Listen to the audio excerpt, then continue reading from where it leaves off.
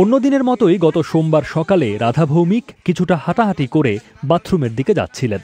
হঠাৎই একটি শিশুর কান্নার আওয়াজ পেয়ে তিনি লক্ষ্য করেন তাদের বাথরুমের পাশেই পড়ে রয়েছে একটি সদ্যজাত শিশু।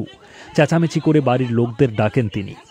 আমার ওর সবাইকে ডাক দিলাম, ডাক দেওয়া মাত্র তারপরে আমি বৌমাকে আমি বললাম তুমি একটা ন্যাকড়া আনো, ন্যাকড়া এনে জড়াই টড়াই নাও, তারপর যা হয় হবে পরে নিয়ে একটু রোডের মুছাটাতে নিয়ে তুমি হসপিটালে চলো।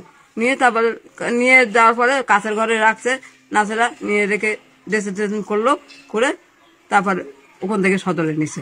শিশুটিকে দেখে তারা বুঝতে পারছিলেন যে কয়েক ঘন্টা আগে হয়তো তার জন্ম হয়েছে। তাকে উদ্ধার করে ভৌমিক পরিবারই নিয়ে যায় হাসপাতালে। খবর দেওয়া হয় পুলিশে। ততক্ষণে পাড়ার মানুষ জড়ো হয়ে গেছেন তাদের বাড়িতে। বাচ্চাটার কন্ডিশন খুব খারাপ ছিল ঠান্ডার মধ্যে, ওকে হসপিটালে নিয়ে গিয়ে ডাক্তাররা দেখভাল করাতে এখন একটু সুস্থ আছে, এখন একটু ভালো আছে। জানি না পরিস্থিতিটা কি হয়। আমরা চাইছি যে এমন কর্মটা করেছে তাকে আমাদের পাড়ায় যদি হয়ে থাকে সে কঠোর সাজা পাক। সদ্যজাত শিশুটিকে মানুষ এভাবে ফেলে দিয়ে গেলেও তাকে পাহারা দিয়ে রেখেছিল কয়েকটি দেশি কুকুর। ওই সদ্যজাতকে যখন খুঁজে পায় ভৌমিক পরিবার, তখন তার আশপাশে পাহারা দিচ্ছিল 4টে দেশি কুকুর। এখানে কুকুর আছে 4খানা, এখানে পালি আমরা, খাওয়া দাওয়া দিয়ে কুকুরগুলো ছোট থেকে মানুষ করেছি। কুকুরগুলো পাহারা দিয়ে রেখেছে বাচ্চাটাকে।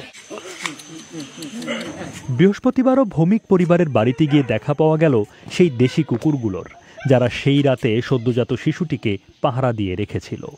এই কুকুরগুলো পাহারা দিচ্ছিল। এই রাস্তায় এই কুকুরগুলো থাকে, পথে বসিয়ে সবসময় রাস্তা পাহারা দেয়, বাড়িতে খাওয়া দাওয়া করে, আমাদের এই কয়েকজনের বাড়িতে যায়, ওরাই পাহারা দিয়ে রেখেছিল রাস্তাঘাট, শিয়ালটা ঢুকতে পারেনি।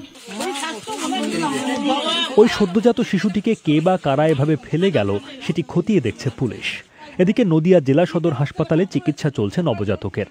আইন অনুযায়ী জেলা শিশু কল্যাণ কমিটি সদ্যজাত শিশুটির দায়িত্ব নিয়েছে।